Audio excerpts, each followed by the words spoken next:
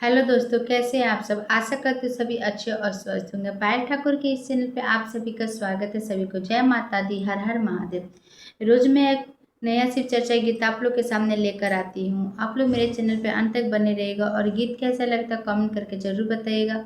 हर हर महादेव लिखना मत भूलिएगा।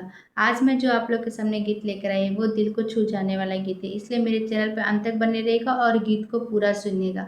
गीत कैसा लगता है कमेंट करके जरूर बताइएगा। हर हर महादेव लिखना मत भूलिएगा। जो नए है वो मेरे चैनल को सब्सक्राइब नहीं किए तो वो मेरे चैनल को सब्सक्राइब जरूर कीजिए।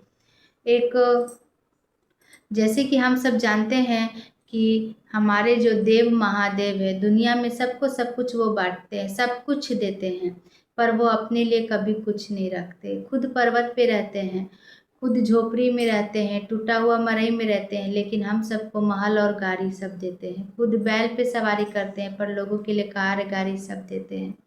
तो इस गीत का भाव यही है। तो आप मेरे चैनल पे बने रहिएगा और गीत को पूरा सुनिएगा। तो आइए मैं अपना ये गीत शुरू करती हूँ।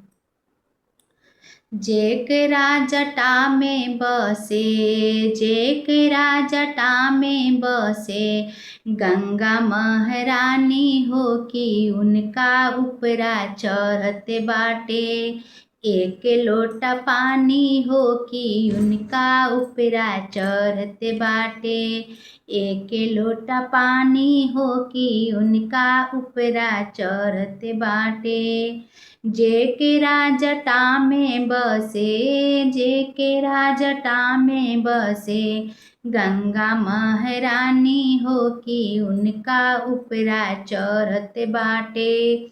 एक लोटा पानी हो कि उनका उपरा चढ़त बाटे। एक लोटा पानी हो कि उनका उपरा चढ़त बाटे। दुनिया के देहले बाबा महल औरी गाड़ी हो, उनका के चढ़े खातिर बैले और सवारी हो। दुनिया के देहले बाबा महल औरी गाड़ी हो, उनका के चढ़े खातिर बैले और सवारी हो। अपने रहिले बाबा, अपने रहिले बाबा, टूट ही पलानी हो कि उनका उपरा चढ़त बाटे। एक लोटा पानी हो कि उनका उपरा चढ़त बाटे। एक लोटा पानी हो कि उनका उपरा चढ़त बाटे। एक लोटा पानी हो कि उनका उपरा चढ़त बाटे। सबका के देई धन कबो ना ओराई हो, अपना के खाए खातिर भांगिया घोराई हो। सबका के देई धनवा कबो ना ओराई हो, अपना के खाए खातिर भांगिया घोराई हो।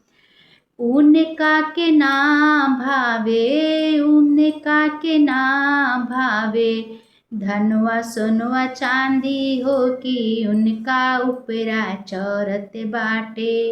एक लोटा पानी हो कि उनका उपरा चढ़त बाटे।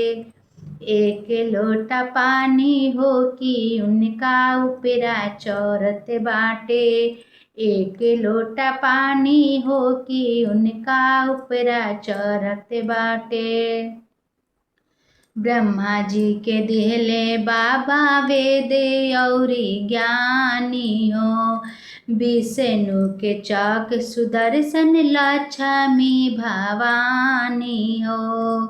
ब्रह्मा जी के दिहले बाबा वेद औरी ज्ञानी हो, विष्णु के चक्र सुदर्शन लक्ष्मी भवानी हो। अपने पर्वत पर जाइके, अपने पर्वत पर जाइके, डमरू बजावे हो कि उनका उपरा चढ़त बाटे। एक लोटा पानी हो कि उनका उपरा चढ़त बाटे। एक लोटा पानी हो कि उनका उपरा चढ़त बाटे। जेकरा जटा में बसे, जेकरा जटा में बसे, गंगा महारानी हो कि उनका उपरा चढ़त बाटे। एक लोटा पानी हो कि उनका उपरा चढ़त बाटे। हर हर महादेव।